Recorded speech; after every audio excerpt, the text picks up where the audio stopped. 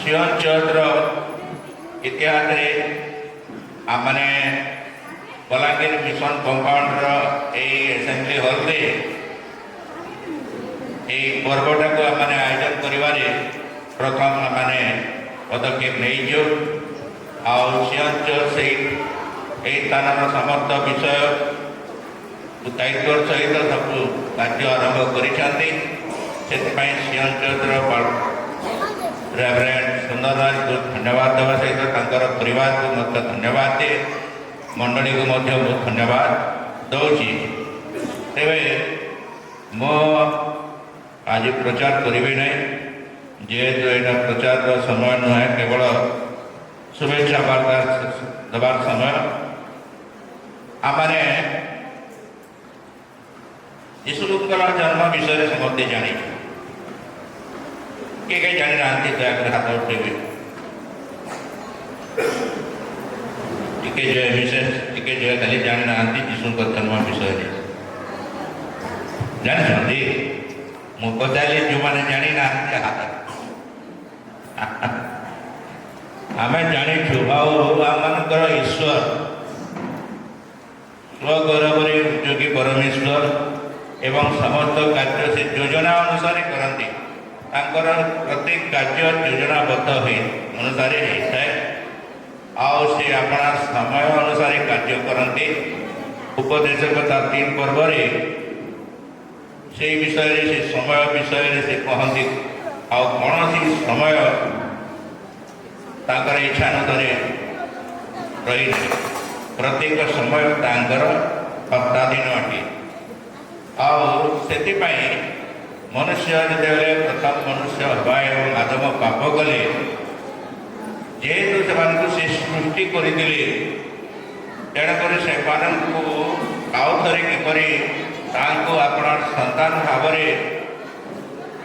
ग्रहण करें निजर संतान अधिकार देवे से योजना करते से योजना अनुसार बहुत समय हुए तो लगी योजना को सफल करने किंतु विभिन्न भविष्य वक्ता मान द्वारा से कार्य करुले विषय भविष्य वक्ता द्वारा नाम एवं केते से किपरि एक कुमारी गर्भर जन्म ग्रहण करेंगे से विषय से प्रकाश करते मिखा भविष्य वक्ता मध्यम किपरि जन्म ग्रहण करेंगे तामध्य प्रकाश करते तेणु आज वाक्य को मुझे शेष करने चाहे ताकि गलातीय 4 पर्व 4-5 लिखा जाए गलातीय 4 पर्व 4 पद एवं 5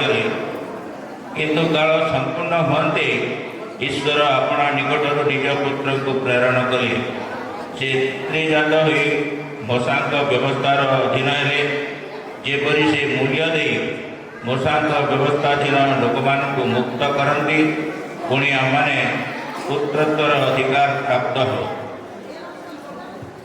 काल संपूर्ण हते से कौन कले मूसांक द्वारा जो विधि विधान व्यवस्था थिला तार व्यवस्थाधीन एवं से आम संतान हेबार अधिकार देले आम जपरी संतान हो पारू से कौन कले पुरुष पर अपना गोटे कड़ीकृत करते संतान हबार अधिकार देले तेरे जो मैंने ग्रहण कले विश्वास कले उद्धारकर्ता भाव में स्वीकार कले से समस्त को ईश्वर संतान हबार अधिकार से तेणु आम समस्ते ईश्वर संतान माने एवं आम निमंते 2025 साल पूर्वर ए प्रकार एक संध्या समय जिते स्वर्गद्र दूत बाहिनी मैंने आते से कौन कले प्रथम तो भयकर ना कहले कहीं से समय भयर वातावरण थिला मृत्युर वातावरण थिला आमर कार्य अनुसार आम दंडर पाइबार योग्य थिलु आम किंतु सदाप्रभु मान निमंते जन्म ग्रहण कर हेतु सेदिन से डिक्लेयर कले स्वर्गदूत मैंने जे तुम्हें कौन भय कर ना तुम निमंते ପରିତ୍ରାଣକର୍ତ୍ତା ଜନ୍ମଗ୍ରହଣ ହୋଇଛନ୍ତି।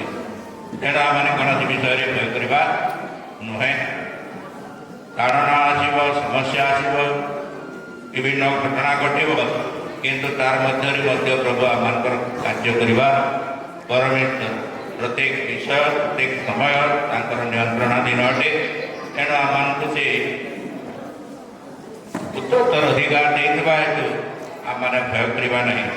ଆଉ ତୃତୀୟରେ ସେଦିନ ସ୍ୱର୍ଗର ଦୂତ ବାହିନୀମାନେ ତାଙ୍କର ସନ୍ତୋଷ ପାତ୍ରମାନଙ୍କ ମଧ୍ୟରେ ଶାନ୍ତି ବୋଲି ସେ ଘୋଷଣା କରୁଥିଲେ।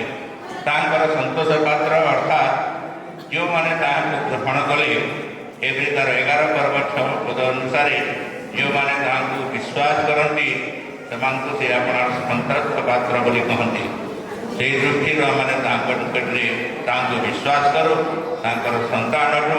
ତେଣୁ ଆମମାନଙ୍କ ମଧ୍ୟରେ ଯେଉଁ ଶାନ୍ତି ଅଛି, ଆମମାନେ ତାହା ପ୍ରଭୁ ଆମମାନଙ୍କର ଶାନ୍ତି ରାଜା ପରମେଶ୍ୱର, ସେ ଶାନ୍ତିଦାତା। ତେଣୁ ଆମମାନଙ୍କ ମଧ୍ୟରେ ସେ ଶାନ୍ତି ଦେବା ପାଇଁ ଆସିଥିଲେ। ତେବେ ସେହି ଶାନ୍ତିକୁ ଆମମାନେ ନିଜର ପରିବାରରେ, ନିଜର ସମାଜରେ ଆମମାନେ କ'ଣ କରିବା? ପ୍ରକାଶ କରିବା।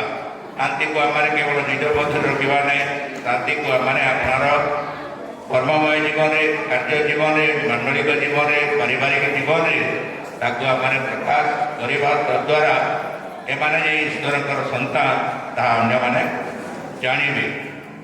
ତେଣୁ ସେହି ଶାନ୍ତି ରାଜା ଈଶ୍ୱରଙ୍କର ଉଦ୍ଦେଶ୍ୟରେ ଆଜି ଯେଉଁ ସନ୍ଧ୍ୟାରେ ଆମମାନେ ଏହି ସ୍ଥାନରେ ଏକତ୍ର ହୋଇଛୁ, ବିଭିନ୍ନ ବକ୍ତାମାନେ ସେମାନେ ଯାହା କିଛି କହିବେ ସେସବୁକୁ ଆମେ ଅନ୍ୟମାନଙ୍କ ନିକଟରେ ଆମମାନେ ଯେପରି ପ୍ରକାଶ କରିପାରିବା, ସେଥିପାଇଁ ପ୍ରଭୁ ଆମ ସମସ୍ତଙ୍କୁ ଆଶୀର୍ବାଦ କରନ୍ତୁ। ଯେହେତୁ ସେଇଦିନ ସେହି ମେଷପାଳକମାନେ ଶୁଣିଲେ ନୁହେଁ, ତାହା ଅନ୍ୟମାନଙ୍କ ନିକଟରେ ମଧ୍ୟ ସେମାନେ ପ୍ରକାଶ କଲେ।